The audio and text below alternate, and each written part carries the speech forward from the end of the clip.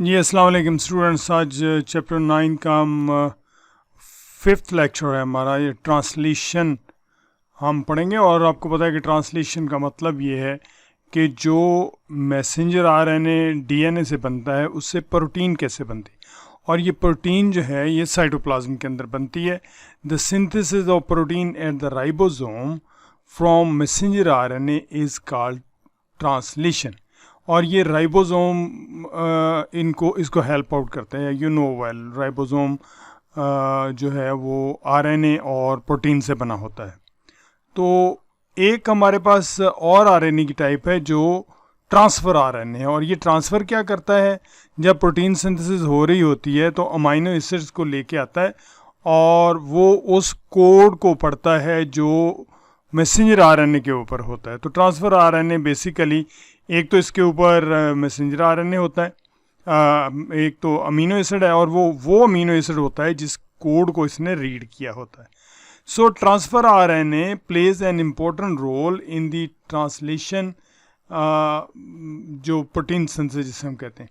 It reads codes on the messenger RNA, messenger RNA में code को पढ़ता है ये, और and bring forth amino acids. Thus a polypeptide chain is formed. वो उसको पढ़ता है और वो अमीनो एसिड जो है वो बाकायदा डीलोड कर देता है, और उसका एक एंजाइम होता है जो उसका जो बॉन्ड है वो बाकायदा बना देता है मुख्तलिफ अमीनो एसिड के दरमियान। तो हमारे पास एक पॉलीपेप्टाइड चेन बन जाती है। The transfer RNA has complementary pairing of bases. जो मैसेंजर आरएनए के ऊपर बेस है या जो इंफॉर्मेशन है उसका कॉम्प्लीमेंट्री होता है, यानी उसके ऊपर कॉम्प्लीमेंट्री एंटी कोडॉन होता है, जिसकी वजह से वो उसी तरह का जो प्रोटीन सिंथेसाइजिंग मॉलिक्यूल है उसको वो ले आता है। बट ट्रांसफ़र आरएनए है सम अनयूजुअल बेसिस। ये आपने उसकी स्ट्रक्चर देखी होगी कि उसमें कुछ तो एंटीकोडॉन है और कुछ जो है उसमें काफ़ी हद तक जो बहुत सारे दूसरे कोडॉन हैं जो उसकी शेप को बनाते हैं। आपने देखा ही है वो एक पत्ते की तरह उसकी शक्ल होती है, जैसे बल खाया हुआ, ठीक है, और उसे क्लोरल लीफ कहते हैं। These bases disrupt the normal base pairing and forms a loop in the molecule.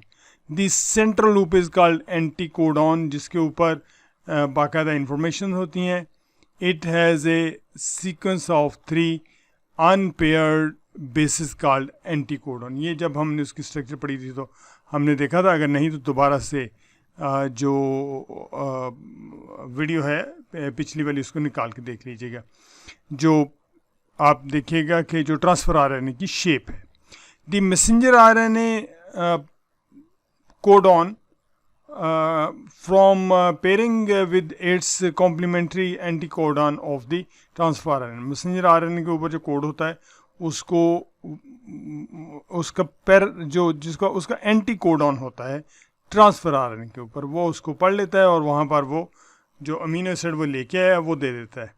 Ribosomes का क्या रोल है उसमें? Ribosomes are the sites of protein synthesis.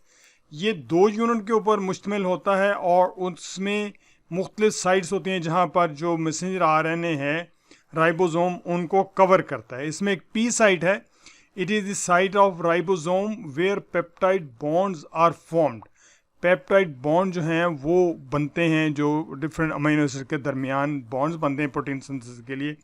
A site है, this site contain successive amino acids for its ribosomal RNA. उसके बाद आने वाला जो ए साइट के ऊपर एक तो लग गया, देखिए एक पहले अमीनो एसिड है, दूसरा आया उसने पेप्टाइड बॉन्ड बना दिया, और एक उससे पीछे भी आएगा वो ए साइट के ऊपर। और उसके बाद ई साइट है, it is site of ribosome where the empty transfer RNA is present. जब वो दे देता है अमीनो एसिड को तो एम्प्टी जो ट्रांसफ़र आरएनए जो बाद में फिर और अमीनो एसिड को लेने के लिए चला जाता है ज़रा साइटोप्लाज्म के अंदर, वो कोडॉन को पढ़ता है मैसेंजर आरएनए के ऊपर और फिर दोबारा चला जाता है। सो स्टेप्स अगर हम देखें प्रोटीन सिंथेसिस में तो there are following step. Initiation step है, मैसेंजर आरएनए पहले स्टार्ट होती है cell division. Messenger RNA binds to small ribosomal subunit. हमने कहा राइबोसोम के साथ स्मॉल सब यूनिट के दो यूनिट होते हैं ना, एक स्मॉल होता है कि लार्ज सब यूनिट होता है. तो स्मॉल के साथ अटैच होता है. The initiation codon on messenger RNA is AUG. ये हम पहले भी पढ़ चुके हैं जब कोड पढ़े था. The initiation code of messenger RNA align with the PR peptide side of the ribosome. ये हमने पहले देखा था. पेप्टाइड बॉन्ड है यहाँ पर जो अमीनो एसिड्स हैं वो हैं. A transfer RNA with methionine bind. ये पहला जो लगता है यूनिट वो मिथायोनिन है. To the messenger RNA on initiation codon. The large subunit join this complex. It forms the complete ribosome. तो फिर उसके बाद जो लार्ज पहले सब यूनिट के साथ अटैच होता है ट्रांसफर आरएनए, फिर उसके बाद लार्ज सब यूनिट आ जाता है और मुकम्मल एक जो हमारे पास राइबोसोम है वो बन जाता है. उसके बाद जो दूसरी स्टेज है वो है एलोंगेशन की. फिर नए अमीनो एसिड्स लगना शुरू हो जाते हैं. The AR amino acyl site is present next to the P site. It has second codon. A second transfer RNA attach on this codon with the anti codon. मैंने आपको बताया था कि जिसे हम कोड कहते हैं जो किसी अमीनो एसिड के लिए जो DNA के ऊपर है उसको कोडॉन कहते हैं, कोड कहते हैं. और जब वो ट्रांसफर RNA के बाद कोडॉन कहते हैं. और जो मैसेंजर RNA उस पर कोडॉन कह देते हैं अमीनो एसिड के लिए. और जो उसका अपोजिट आ जाता है ट्रांसफर RNA के, जो लेके आता है एक्चुअली वही वाला अमीनो एसिड, तो उसको हम एंटी कोडॉन कह देते हैं. Two transfer RNA molecules with their amino acids are now side by side. एक पहले होता है और एक दूसरा आ जाता है. This step requires enzyme and energy. Guanine triphosphate provide energy to this step. ये आपने याद रखना है student. And an enzyme peptidyl transferase breaks the bond between amino acid and transfer RNA. Amino acid के दरमियान बॉन्ड बना हुआ होता है, वो लेके आता है उसको, तो उसको तोड़ देता है in the P side. It also catalyse the formation of peptide bond. तो पेप्टाइड बॉन्ड बन जाता है between the two amino acids, जो एक पहला है और एक ये. तो ये चेन बनती जाती है बकायदा. Messenger RNA strand then moves along the ribosome. It exposes new codon. वो जब मैसेंजर RNA को वो पढ़ता जा रहा है अमीनो एसिड, अब नया जो है कोडॉन उसने एक्सपोज कर दिया, ट्रांसफर RNA ने उसको पढ़ा, वो एक नया अमीनो एसिड वहाँ लेके आ जाएगा. So the transfer RNA with their two amino acid move to the P side.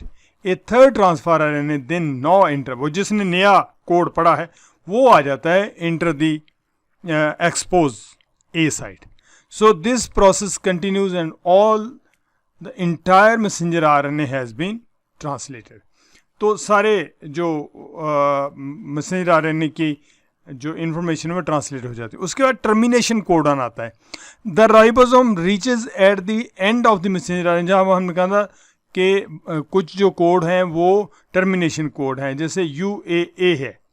तो यहाँ जब टर्मिनेशन कोड आ जाता है तो वो फिर जो एक पॉलीपेप्टाइड चेन बनी है वो अलग हो जाती है.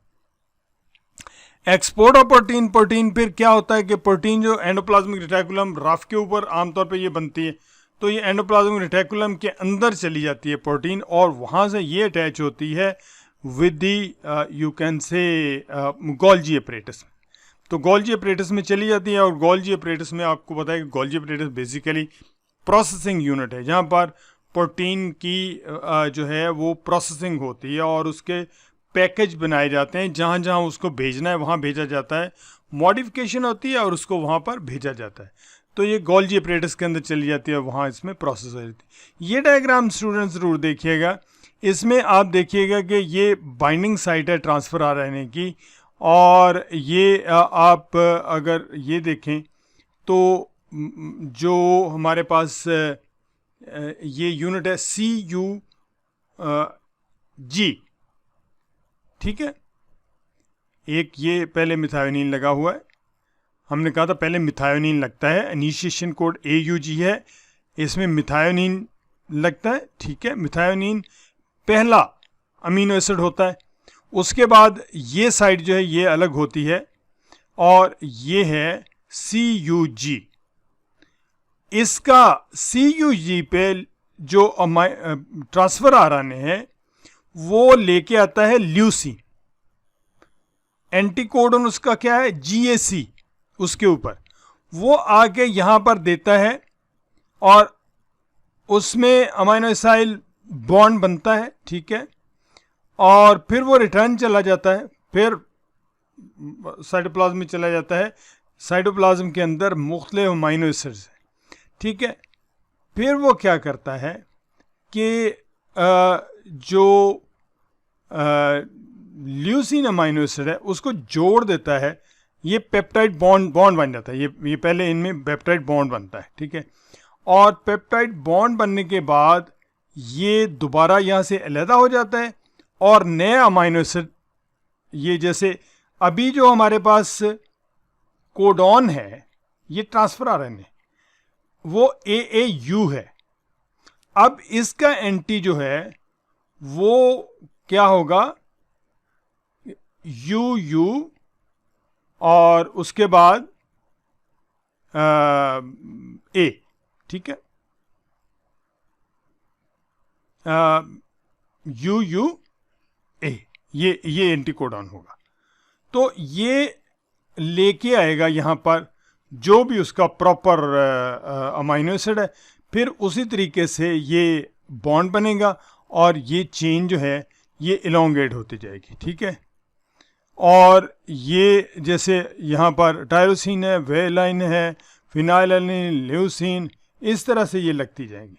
और शुरू में जो था वो मिथायोनिन थी, जहाँ से स्टार्ट हुआ, ये लगती जाएंगी और फिर टर्मिनेशन कोडॉन आ जाएगा और टर्मिनेशन कोडॉन से ये रिलीज़ हो जाएगा, रिलीज़ फैक्टर आएगा और जो चेन बनी है वो अलग हो जाएगी। चेन जो बनी अलग, एक बात और याद रखिए स्टूडेंट कि जो एक्टिव प्रोटीन होती है वो सिंगल चेन पे मुश्तमिल नहीं होती, एक से ज़्यादा चेन्स भी हो सकती हैं एक कंप्लीट प्रोटीन को बनने के लिए, ठीक है।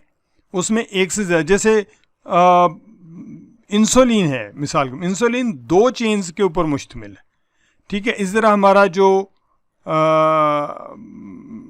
बहुत सारी ऐसी प्रोटीन है वो 4 जो प्रोटीन सब यूनिट है उनसे भी मिलके बनी है, ठीक है। तो इस तरह से ये जो चेन्स हैं ये अलग होती हैं और फिर चली जाती हैं, हमने कहा कि किस जगह पे, गोल्गी एपरेटस के अंदर, और गोल्गी एपरेटस के अंदर फिर इनकी प्रोसेसिंग होती है, जहाँ उनको भेजना है, जहाँ उनकी ज़रूरत है वहाँ में, और ये कंटिन्यू रहता है। अच्छा, एक और बात तो याद रखने की कि एक जो अमीनो एसिड है वो बार बार यूज़ नहीं हो सकता, हर दफ़ा डीएनए से नया आरएनए, मैसेंजर आरएनए बनना होता है और उसके बाद ये जो न्यूक्लियोटाइड होते हैं इसके अंदर, आरएनए के अंदर, ये डिसइंटीग्रेट हो जाते हैं, दोबारा यूज़ हो जाते हैं। तो ये प्रोसेस है, क्योंकि हमने कहा था कि आरएनए जो है वो अनस्टेबल है, बहुत स्टेबल मॉलिक्यूल नहीं है।